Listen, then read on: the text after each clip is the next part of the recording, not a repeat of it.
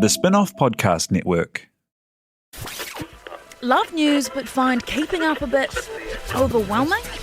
Well, Newsable is the answer. It's your daily fix of everything worth talking about. I'm your host, Imogen Wells, and in about 15 minutes, I'll bring you what you need to know from Aotearoa and around the world and explain why it matters. Newsable tackles the big stuff without taking itself too seriously. Listen and follow wherever you get your podcasts.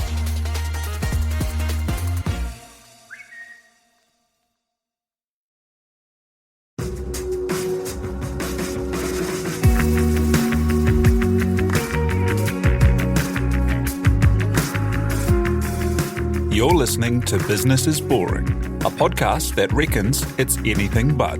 Business is Boring is brought to you by Spark Lab, offering inspiration and practical advice to help businesses find their edge.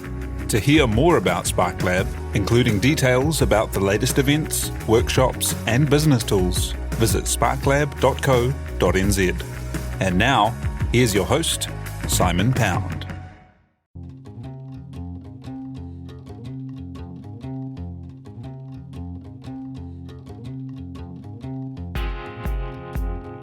You're listening to Business is Boring, a podcast that reckons it's anything but.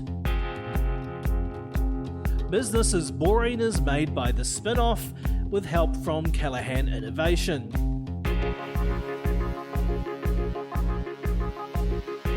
Here's your host, Simon Pound. If you look at the digital landscape, there's been a lot of innovation. Netflix has changed the way we watch things. We're in a golden age of television. Movies keep getting bigger and bigger. Musicians have a direct relationship with fans through the internet. And books? Well, books have moved to the digital age in pretty much the same way they've always been. Words on a page, except these days, an electronic one.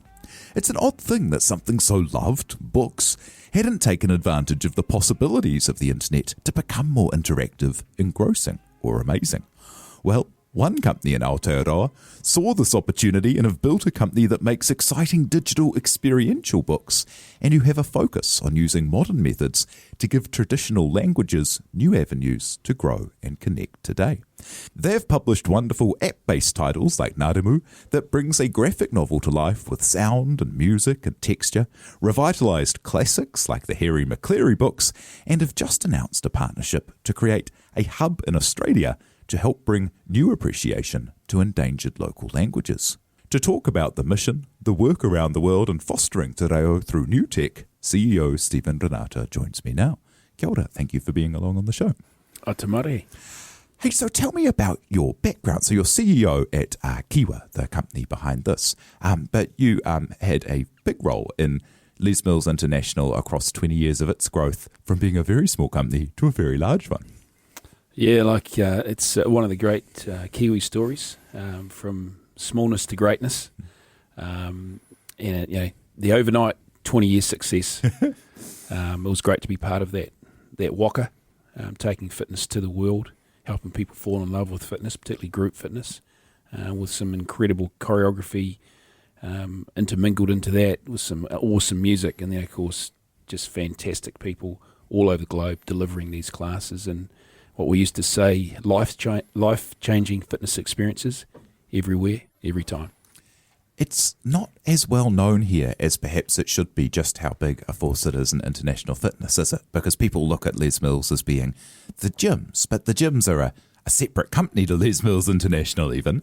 And Les Mills International, more than 100 million people a week are taking the classes around the world. Yeah, I mean, the numbers are quite staggering and growing quickly.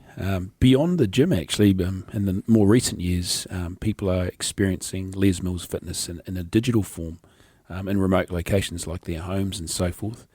But to give a little bit of credit to home base, because that's where it all came from, there's 50 years of Les Mills in this country with some of the best fitness centres and teams throughout the country.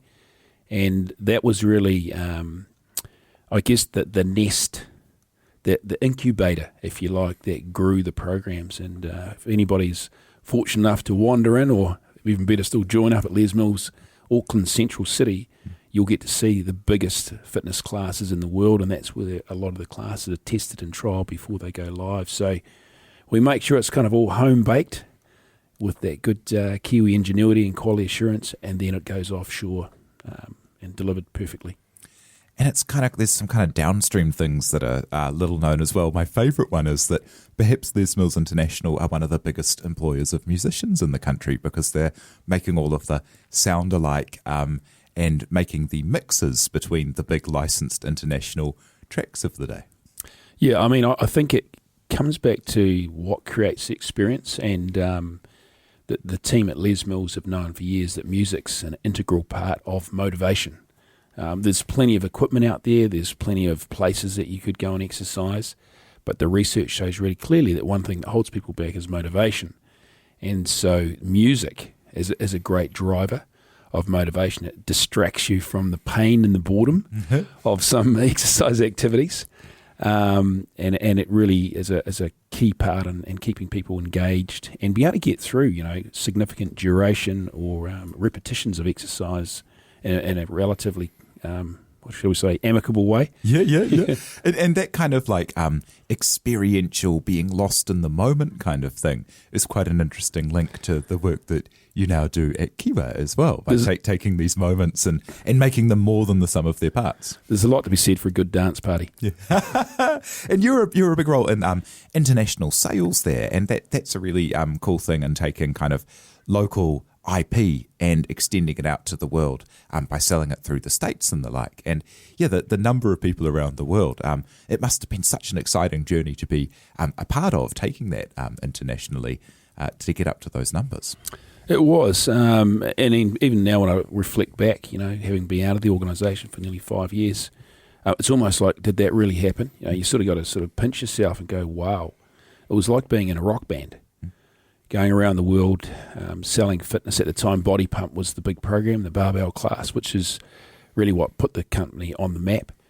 And to be sharing that with instructors, with consumers, with club owners, who were literally falling in love with it, on site. I know it sounds a bit corny, but people would experience, up to 55 minutes of their first Body Pump class, and it was like they were addicted to this new thing.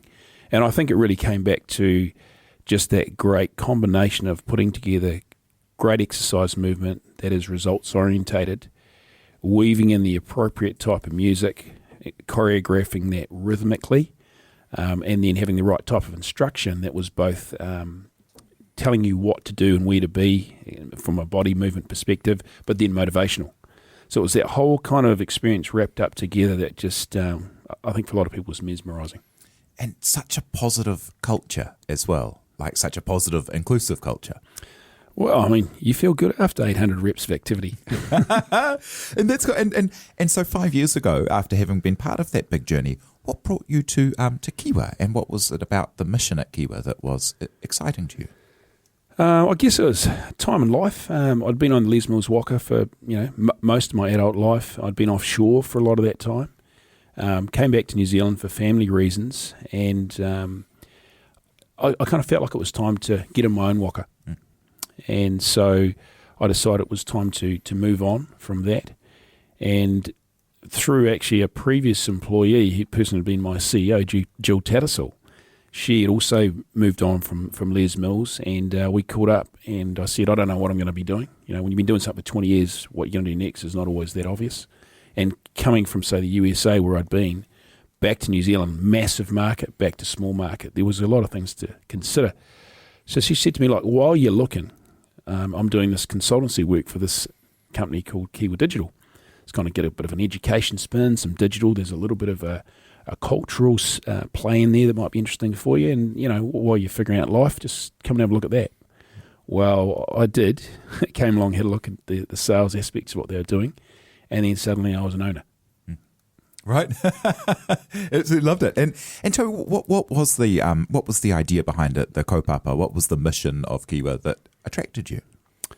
It came back to the founder, Rhonda Kite, who was from the Taitukaro region. A wahinepreneur, I think, is the new cool term for it. Way before the time, and Rhonda had been in the media sector, particularly in dubbing. understood dubbing, sort of taking content from one language to another, and was involved in some of the first content in the country to be dubbed into te reo Māori. And through that process, she then also created the first type of dubbing software, which we call VoiceQ, and started to license that around the world. And VoiceQ basically allows you to take audio and video content and synchronize that up with the script of a language, then move it into a second language, and produce from a queuing perspective what I call karaoke for voice actors. And I'm probably bastardizing something that's, like the holy grail of media technology, but what you get is you get away from having paper scripts and listening to what they call the 3 beeps that gives you the cue of when to say your line. Put that all down, you're looking at the screen, which is the original video content, and your lines are rolling across, a little bit similar to karaoke, but in a much more detailed fashion that gives you the nuances of the volume, the pitch, the accent, the excitement, etc., in the language. And so you get perfect sync dubbing. Wow, so you can really match the kind of emotional range and the performance and the feel of a scene.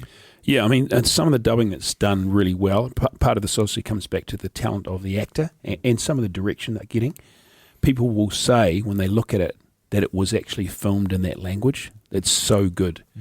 The Germans are very good at this. There's various series that have come out of the USA that people believe they were filmed in Germany. They weren't. Wow, and that's using this technology, VoiceQ technology, all around the world for ADR. Yeah, it comes from, actually the French should take credit here. It comes from what's called the digital rhythmo band. So way back in the day, when you had the old 35mm film, they would actually write on the film, like hieroglyphics types, shorthand, longhand type stuff.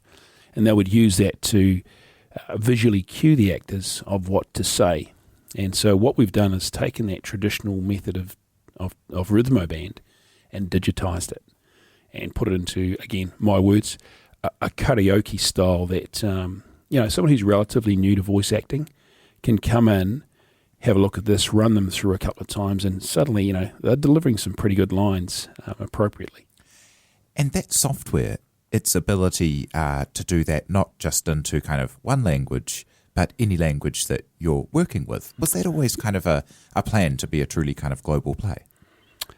I'll say it was now. Yeah. Probably at the time, I think we were most concerned about getting the te reo Māori correct, because there was such a lack of it in the country. And quality of language is always important, no matter which language you're dubbing into. You want to really get it right. Jokingly, if you sort of look back at some of the great Bruce Lee movies and we look at the dubbing that was done, that you'd almost laugh at. It's almost comical. The world wants authenticity now. They want it to be, lip sync perfect and honour the authors of the content, but also honour the people of the country and the language that they represent. So there's a lot of work going on in that area, from the likes of Netflix and Amazon, who are driving huge amounts of content around the world these days to make sure that if we are going to shift from one language to the second, third, fourth, and so on, that it's done with integrity and precision.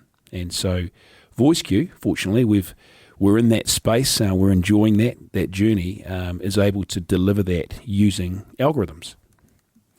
And with that kind of technology and the growth, there's so much amazing content in English that, the markets of South America or China will be interested in doing.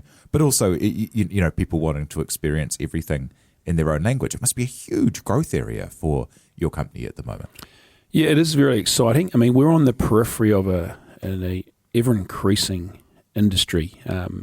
Again, Netflix, Amazon, these companies have changed the whole media broadcasting field by being able to, one, source content, but secondly, produce content. The budgets that Netflix are putting into the original series is mind-blowing.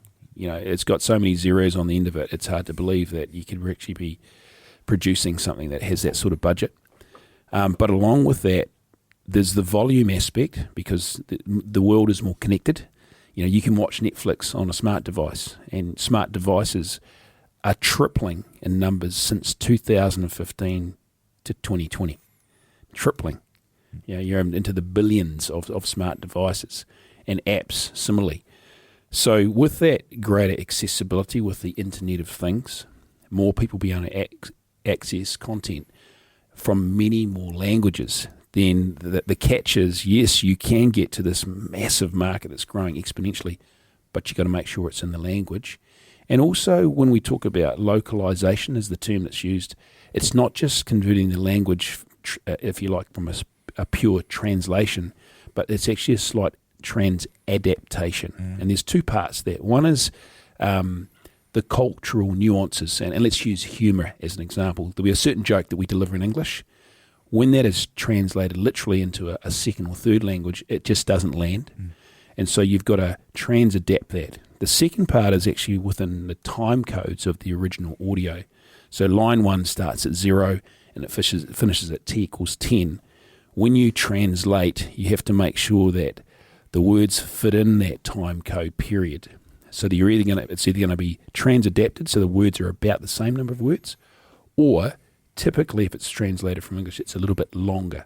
So for example, in French, typically the translation number of words is longer. So you're either going to have to make the French speaker speak faster, which could kind of ruin the context of the scene or the line, or it's trans-adapted. So it's not exactly a translation, but it's got the essence of what was created in the first language. So there's a little bit of complexity in there. A lot of that we're dealing with using the technology to do the thinking, if you like, to deconstruct the complexity, make it easier. However, having said all that, there's still a human aspect in there. That creative, artistic trans-adaptation is still a big part of the industry. And you hear all those stories of people who learnt English from the Philippines by watching American TV and stuff. And the importance of having someone's language in the media they consume, even if there isn't a big enough industry to make lots of media, is so important for kind of protecting and fostering and keeping a relationship with the language. What was the leap that took that kind of concept of making sure that Te Reo was in dominant media around and moving that to the book realm? Yeah, that was a really interesting part. Again, Rhonda, credit to her as the founder, she saw the opportunity because when the iPad arrived, suddenly there was this idea of, okay, if we've done video to sound synchronization for the dubbing, how about text to sound? So let's take a book, beautiful hard copy book. We've got the audio that can go with it. Let's synchronize the audio with every single word, and then take it to a literacy level. So the technology that we've got proprietary interests around is that if you run your fingers across the text, it speaks to you, word for word, perfectly synchronized. If you touch a word, it says the word. If you double tap the word, it phonetically spells it for you. So now we've gone, yes, an audio book, but there's leveled learning in there as well. So if we look at 3 to 5 year olds in that formative stage when they're going through how to learn to read in any language, they're very kinesthetic. So you'll notice with a child, 3 to 5, and I've got a 10-year-old now, and I remember those days well. They run their finger straight away on the text, almost without any guidance from the parent. They just know to touch. Suddenly the touch creates sound.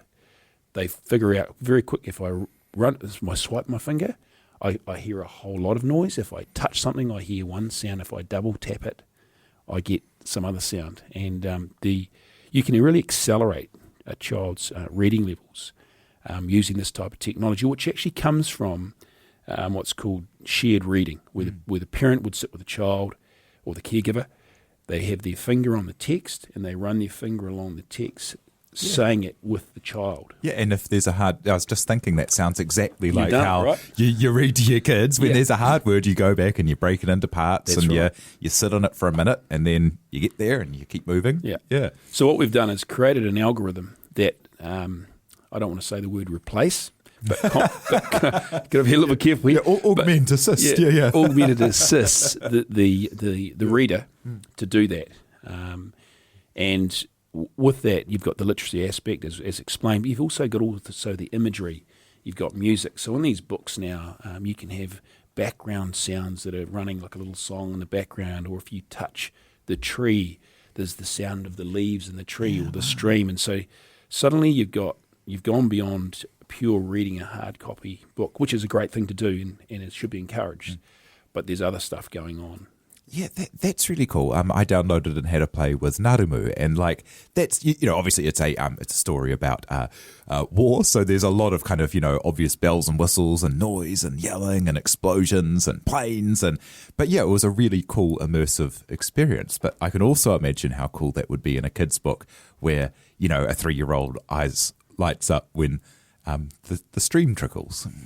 Oh yeah, I mean our legacy, if you like, has been with Tamariki Rangatahi, the children's youth area of literacy, and that's continued to expand out into adult learning. But what's been interesting is around the language aspect. So with the Narumu book, for example, at the time there was quite a lot of celebration, if you like, remembrance around military over the last few years here in Aotearoa, which is great. And through a friend of a friend, actually, from Ngāti Porou, which is where Narumu came from, we wanted to kind of honour that original whānau, but also the book had already been written. It was done in a beautiful PDF style, InDesign style, with action of the war at the time, but it didn't have any audio. So we wanted to bring the audio to the experience using local Ngāti Porou dialect. So a good friend of mine, Barry Suter, and his extended whānau actually are the voices. Oh, that's so cool. On that. So they're from that area. They have connections with the original whānau there. And it was really cool to be able to use them to keep the authenticity of the experience of the whānau, everybody, and then bring it to life in a digital format so that youngsters today and also extended whānau could enjoy it. And so that was kind of our first foray into taking the culture, taking the technology, trying to use people that weren't, if you like, necessarily professionals, but bring them up to speed quickly using the technology we had, and it all came together. Yeah, that's fascinating, because there's that really interesting kind of idea that one of the things that drove kind of the first renaissance in Te Reo was the fact that there were suddenly in the 70s and 80s places to have professional careers with the language, whether that was in universities or teaching or media or places that just hadn't existed as careers for using Te Reo. And I wonder if the explosion of apps and digital creativity and things like this, where you can be a voice artist without being a professional voice artist and use the language, are the things that keep things vital. Absolutely. I mean, that's the great thing about tech. It can embellish and amplify something it seems quite simplistic and raw in the format. And, we've seen a huge rise in the number of rangatahi, particularly coming through schools now, that are interested in technology, which kind of gets me onto another pet topic of mine, and I'll keep it brief. But I think one of the big projects, the mahi for us to do as adult New Zealand, yes, is start rethinking how we describe technology. And I did some research recently for Tamaki Makaurau, Auckland City, looking at Māori and technology and what they call the sectors of competitive advantage. It's quite a long sentence, isn't it? But what we actually found was the big piece that came out of the research was that if you ask 10 people, what does technology, digital, ICT mean for you, you'll get 10 different answers. So you've actually got some confusion around what is the technology sector. And even that creates a problem, because really technology is across just about every sector known to mankind right now. And so what inevitably happens by default is you end up in a developer conversation. So we're talking about software developers who are incredibly skilled people in, creating the algorithms which drive any software is core. However, there are so many technology-related or enabled jobs that revolve around the developer group. And I think, particularly for Māori who are sort of trying to get into that sector, is we need to broaden the kōrero around what we mean by technology. So we work with a lot of schools, youngsters, and we see them come in, and often these are coming from challenged backgrounds. At the core of what we do with the books is there's scripts, the text, right, or copywriting when we get into the professional side of things. There's drawing, which becomes animation. There's being able to speak on a microphone, which becomes voice acting. There's design and production and deployment of the apps. And so these are all jobs. And then there's the sales aspect, and then there's the owner of the company. But I think what would be helpful to particularly inspire our youth is to explain that technology is enabling a lot of different jobs from the developer right across the sectors, and it's really broad. And so becoming technology literate is really important. And some of the most basic things you're doing when you're writing, that can become copywriting, for advertisements and so forth. Wow, these are very high-paid jobs. And so I think there's some work to do there where, for me, it's just like a comms revamp, and it should start at government level and work its way down, making sure that whānau and the school understand when we talk about tech, when we talk about digital, here's what we're talking about here, which is broader, it's more exciting, it's more inclusive, it considers your cultural background, it considers your language background, but you can all be part of the system. And for every person who is a strict coder, you're going to need a bunch of people to be communicators and storytellers and run the project. So there is that huge, a huge ecosystem, as you say, around it. And for those that are a bit developer phobic, I wasn't a maths guy, right? So when I came from the fitness industry and came into Kiwa, I was surrounded by a lot of very, very intelligent, smart people in the kind of developer space. I was like, wow, how do I fit in here? It seemed kind of weird. But then you realise that the delivery of the experience takes a team, takes a village to grow a child. Well, I'll tell you what, it takes a team of people in a digital company to deliver a real, relevant, authentic, sustainable experience to the customers. So you can have all of you in the same company. And here's the cool thing about tech. You don't even have to be in the same building.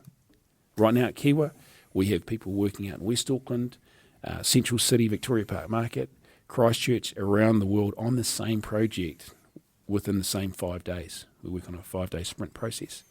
And that's cool. So we're on Zoom calls just about every other day. Last night we were trying to speak to someone in Madrid at 9:30.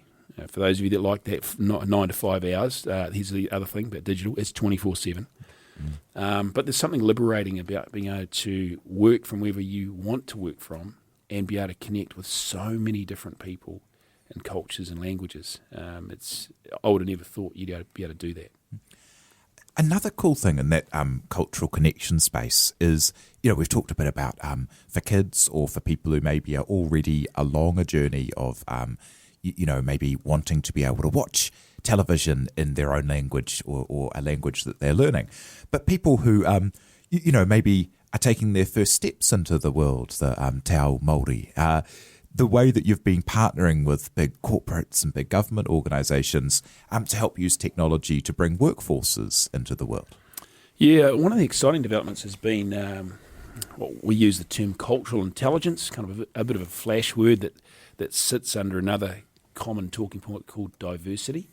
So lots of different folks within the workforce from cultural backgrounds, ethnic backgrounds, gender backgrounds, etc., etc. And because we are in the language space as a company, we partner with Air New Zealand to help them develop a tool called Te Kite Tikanga Māori, or their language kit, if you like, their tikanga kit protocol. And we built an app for them that helps their staff understand tikanga Māori, or Māori protocol, and te reo Māori, Māori words and phrases that was appropriate for the Air New Zealand staff experience. So anybody that's flown with Air New Zealand recently, I'm sure you would have heard quite a few more kia oras. No mai hara mai ki tamaki makoto, welcome to Auckland. Mā te wā, we'll see you later. And when you've got, a large staff that's not only national but also international, being able to get people trained up so you've got some sort of consistency and you need scalability. And so the app was a perfect tool to complement their face-to-face kanohi ki te kanohi training, which Air New Zealand do. And it gave people a chance to learn in a safe environment. And one of the things we've found through the Kiwa experience is that everyone gets excited when you talk about languages, but one of the things that people don't get excited about is being embarrassed. People don't like to make mistakes. when they are learning a second language, and the people that actually don't like it the most are adults, particularly if they're successful people. They've managed to get through life successfully, and then suddenly you say, okay, so say welcome to Auckland in Māori to me, and whoa, the filters go up, the block, the hesitation, the anxiety, I'm not part of this, and a lot of it's fear. It's we'll say in Māori, say whakamā, or it's a form of I feel embarrassed by this because I might get it wrong, I might not get the pronunciation. So one of the cool things about the app tool is that, again, going back to what we said at the start, if I run my finger across the text, not only am I able to read the text, but I can hear it phonetically, I can hear it rhythmically, so that when I start to try and duplicate that, I can do it. Also on the app, we have record yourself. So you see the phrase, kia ora. So I record myself. I can hear kia ora. And I can compare that to the master narration. And fairly quickly, you record yourself 2 or 3 times, and you've gone from zero on your way to hero. I won't say hero, but on your way to hero.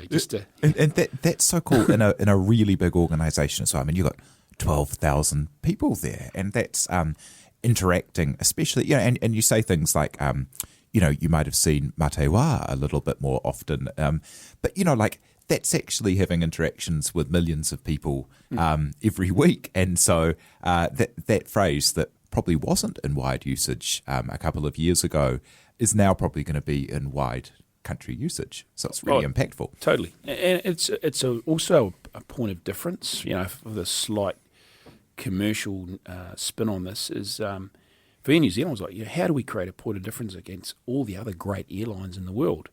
Well, part of it can be in our service delivery, which is still quite clinical. So what do you mean by that? This is how we greet you.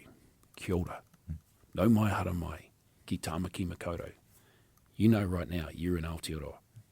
So the beauty of this is being able to take language, use the technology to enable that, to help you to learn it and perfect it and to share it. And then what I think's been cool is to be able to take that and bring that into a workplace situation, whether that's public sector or private sector, so that, one, it becomes just how we roll or normalised, and two, it creates a point of difference. And then I think three, and this is possibly even more important, with aspects of Māori culture, and this will apply to other cultures as those roll out, is just the warmth and the richness. If you've been offshore for any period of time and you roll up to that Air New Zealand plane and you hear kia ora, tell me you don't feel something. Yes, you heard something. You feel a warmth, a knowing, a belonging, an identity thing somewhere in that DNA strand of yours starts to go. You feel it. In the same way with using it even at home, we say in Māori, you start to feel manaakitanga. And hospitality is a translation of that word, but I think it doesn't do it justice. It's a feeling of warmth. It's not just about service, which can be quite transactional. And so bringing, using language to bring in richness, to create better, authentic engagement is powerful. Donald Trump should take a lesson on this. And building bridges to adults who maybe their kids are growing up with a much greater awareness of te reo and a much greater awareness of tikanga Māori, and maybe their adult schooling just didn't even. I'm experiencing this every day. I got a 10-year-old, Grace, Renata, my daughter, is coming home from Huapai school and is schooling me on how we roll with tikanga Māori and te reo Māori, and it's incredibly confronting because I didn't grow up in a te reo Māori environment. I grew up down in a little town called Milton many, many years ago. I didn't even know I was Māori till I was 7. I just thought I had a better tan than the rest of the mates. And so the country's moved on. 2018, we're a very different country than we were 50 years ago. But what's cool is these young people, these young tamariki, rangatahi, are coming out of school now of all different ethnicities and backgrounds, and they've got that little strand of te ao Māori, but it's not the Māori thing. This is who we are. And we also see that with Pacifica and our Asian cultures coming through. So, we're really fortunate here in this country, and particularly in this city, having this ethnic diversity that you get to be citizens of Aotearoa and proud of that, And then you get to pick up on little strands, usually starting with your Indigenous culture first and then rolling into whatever's appropriate and relevant in your life. But that makes it magical. So you can kind of be yourself, but be part of the bigger collective. A couple of questions we ask everyone on the podcast just to finish up today. What advice do you give after a career of international success and being part of companies, really taking New Zealand ideas to the world? You must be asked by a lot of entrepreneurs starting out. What advice do you give to entrepreneurs who are interested in making that kind of impact? Whoa, yeah, you do get that question a few times. The thing that I hear people say a lot, and I do believe, is that you need to find your passion to go on. I think people have lots of passions. Business can be actually really hard.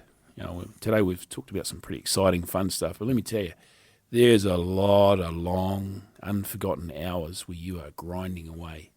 And even at Les Mills, as exciting as that was, there were some pretty hard days, hard weeks, and hard years where we're thinking, holy hucker, is this going to work? Is it this hard? Have you just flown 36 hours around the world somewhere to deliver something? And even at Kiwa, there's been times it's been tough. So my spin on the passion part would be, make sure that you get something that you're passionate about that will get you through the hard times. Because with every up, there's a down. And when you're up, anything's going to work. It's when the hard times kick in, that's when you do the big questioning of like, why am I doing this? Or why are we doing this? Why should I keep doing this? So that would be what I'd just put around passion, is passion in the hard days. If you can get clear on that, then I think you've got some of the ingredients for long-term success. And how do you define success? What does success look like for you? Well, first and foremost is my daughter's view on me as a dad. She's probably the first barometer, sample of one I call it, and how she feels I'm performing as a father and a caregiver is my first measure of success. A person who is, did some coaching for me over 3 years once said to me, Steve, it's not what you do, it's how you make people feel. That is one of the great measures of success of a person, and I agree with that. And so while economic wealth could be one measure of success, have you got the Tesla, have you got the car, have you got the T-shirt and all of that? For sure, there's some aspects of that. But I really think that, as you get older, you look back and go, how many people truly have you made feel better? When they left you, did they feel better in their life as a result of that experience? And I know that probably sounds a wee bit soft and airy-fairy, but, money will only get you so far. So, how you make people feel, how you influence them to have a more positive life, I think it's a big measure of success. And then also, make sure you got a Grace Renata to give you that daily grading. Well, thank you so much for coming in and sharing your story with us today. That's Stephen Renata, the CEO at Kiwa Digital. Thank you so much. Kia ora. Thank you very much to Tina and Alice for producing, and thank you very much for having us. You've been listening to Business is Boring, presented by Simon Pound. And brought to you by The Spin-Off and Callaghan Innovation.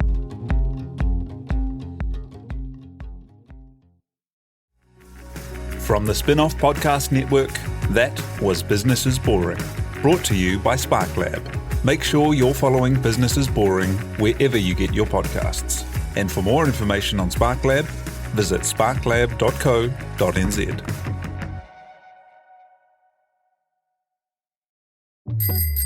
Ready to rediscover the joys of cycling? With over 300 kilometres of cycle paths across Tāmaki Makaurau, jumping on your bike and going for a ride is such a fun way to discover the city from a different perspective.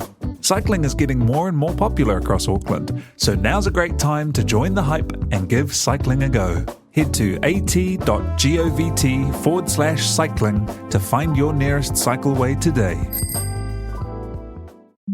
The Spin-Off Podcast Network.